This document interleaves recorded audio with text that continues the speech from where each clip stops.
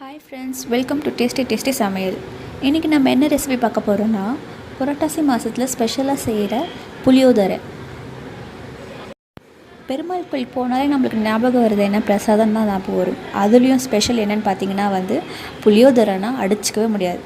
இப்போ அதே மாதிரி கோயில் ஸ்டைல்லே புளியோதரை நம்ம வீட்டிலே பண்ணலாம் அப்படின்றது இன்றைக்கி நம்ம பார்க்கலாம். வாங்க வீடியோக்குள்ளே போகலாம். புளியோதரை பண்ண நம்ம முதல்ல ஒரு பொடி ரெடி பண்ணிக்கலாம். அந்த பொடிக்கு தேவையான பொருட்கள் என்னென்னு பார்க்கலாம். 10லேருந்து 15 வரமிளகாய் எடுத்துக்கோங்க. 1.5 ஸ்பூன் அளவுக்கு வெந்தயம் எடுத்துக்கோங்க. 1/2 டீஸ்பூன் அளவுக்கு மிளகு எடுத்துக்கோங்க. 2 டீஸ்பூன் அளவுக்கு தனியா, 2 துண்டு பெருங்காயம். ஒரு கடாயில் எண்ணெய் எதுவும் ஊற்றாமல் நம்ம எடுத்து வச்சுருக்க பொருள் எல்லாம் தனித்தனியாக வறுத்து எடுத்துக்கலாம். இப்போ நான் இதில் தனியாக போட்டு வறுத்துட்ருக்கேன். அடுத்தது வெந்தயம் நல்லா வறுத்து எடுத்துக்கலாம். ட்ரை ரோஸ்ட் தான் பண்ணுறோம். வெந்தயம் நல்லா பட்டுன்னு பொரியுது பாருங்கள். இந்த ஸ்டேஜில் நம்ம எடுத்து ட்ரான்ஸ்ஃபர் பண்ணிடலாம்.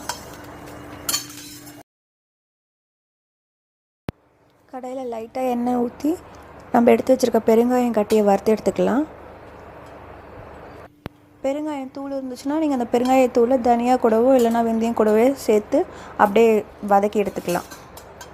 அடுத்தது வரமிளகா எடுத்து வச்சுருக்கோம்ல, அதை போட்டு நம்ம ரோஸ்ட் ஆகிற வரைக்கும் மொறுமொறுன்னு வர வரைக்கும் வறுத்து எடுத்துக்கோங்க. அந்த வரமிளகா கூடவே நான் மிளகு எடுத்து வச்சுருக்க மிளகையும் போட்டு வறுத்து எடுத்துக்கிறேன். பொடி ரெடி பண்ணால் நம்ம எல்லா பொருளையுமே ட்ரை ரோஸ்ட் பண்ணியாச்சு. இப்போ இது எல்லாமே நல்லா ஆறட்டும். ஆறினதுக்கப்புறமா மிக்சியில் போட்டு பவுடராக அரைச்சி எடுத்துக்கலாம். இங்கே பார்த்தீங்கன்னா பச்சரிசி 1 கப் எடுத்து வடித்து வச்சுருக்கேன். ஒரு பேஷனில் போட்டு ஆற வச்சுருக்கேன்.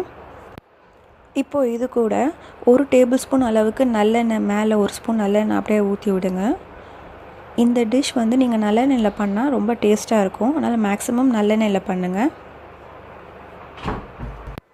சாதம் நல்லா ஆறட்டும். இதுக்கு நடுவில் நம்ம புளிக்குழம்பு ரெடி பண்ணிக்கலாம்.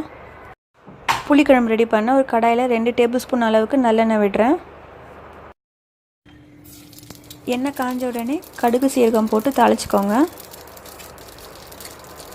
கடுகு பொரிஞ்ச உடனே ஒரு கட்டி பெருங்காயம், 3 வரமிளகா, கொஞ்சம் கருவேப்பிலை போட்டு தாளிச்சிக்கிறேன்.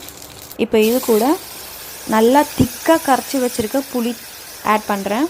புளி நல்லா திக்காக, தண்ணி இல்லாமல் நல்லா திக்காக கரைச்சி வச்சுருக்கணும். தண்ணி இருந்தால் நீங்கள் சுண்டிகிட்டே இருக்கும். தண்ணி இல்லாமல் கரைச்சி வச்சுக்கணும். 1/4 டீஸ்பூன் அளவுக்கு மஞ்சள்தூள், புளி குழம்புக்கு தேவையான அளவுக்கு உப்பு ஆட் பண்ணிக்கோங்க. எல்லா இன்க்ரீடியண்ட்டும் ஆட் பண்ணியாச்சு. இப்போ இதை நல்லா கொதிக்கணும். கலந்து விட்டு நல்லா கொதிக்க விடுங்க. எண்ணெய் மேலே நல்லா கக்கி வரும். அந்த ஸ்டேஜ் வரைக்கும் நல்லா கொதிக்கிட்டோம். பாருங்கள், நம்ம ஊற்றின புளி ஒன்றுக்கு பாதியமாக எப்படி சுண்டிடுச்சுன்னு சொல்லிட்டு எண்ணெயும் நல்லா மேலே கக்கி வந்திருக்கு. இந்த ஸ்டேஜில் நம்ம ஸ்டவ் ஆஃப் பண்ணிடலாம். புளி குழம்பு ரெடி ஆகிடுச்சு. இந்த புளிக்குழம்பு நீங்கள் ரெடி பண்ணி ஒரு டப்பாவில் போட்டு ஃப்ரிட்ஜில் வச்சிட்டிங்கன்னா 2 மந்த்ஸ் வரைக்கும் எனக்கு கிடவே கிடாது. எப்போ தேவையோ அப்போ நீங்கள் இன்ஸ்டண்ட்டாக எடுத்து யூஸ் பண்ணிக்கலாம். இந்த புளிக்குழம்பு நல்லா ஆறட்டும். கடாயில் 1 டேபிள் ஸ்பூன் அளவுக்கு நல்லெண்ணெய் ஊற்றிருக்கேன். எண்ணெய் நல்லா காஞ்ச உடனே கடலைப்பருப்பு, உளுத்தம் பருப்பு இது ரெண்டுமே ஆட் பண்ணிவிட்டு நல்லா சவக்க வறுத்து எடுத்துக்கலாம். இது கூடவே கொஞ்சமாக கருவேப்பிலை ஆட் பண்ணிக்கோங்க. இந்த கடுகு உளுத்தம் பருப்பு தாளிப்பை ஆற வச்ச சாதத்தில் ஆட் பண்ணிவிடுங்க. ஆட் பண்ணிவிட்டு இது கூடவே வறுத்த வேர்க்கடலை 2 டீஸ்பூன் எடுத்து வச்சுருக்கேன், அதை ஆட் பண்ணுறேன். ரைஸ்க்கு தேவையான அளவு உப்பு ஆட் பண்ணிக்கோங்க. புளிக்குழம்புல ஆல்ரெடி உப்பு இருக்கும், ஸோ பார்த்து ஆட் பண்ணிக்கோங்க. இப்போ இது கூட நம்ம ரெடி பண்ணி வச்சுருக்க புளியோதரை பவுடர் 3 டீஸ்பூன் அளவுக்கு ஆட் பண்ணிக்கோங்க.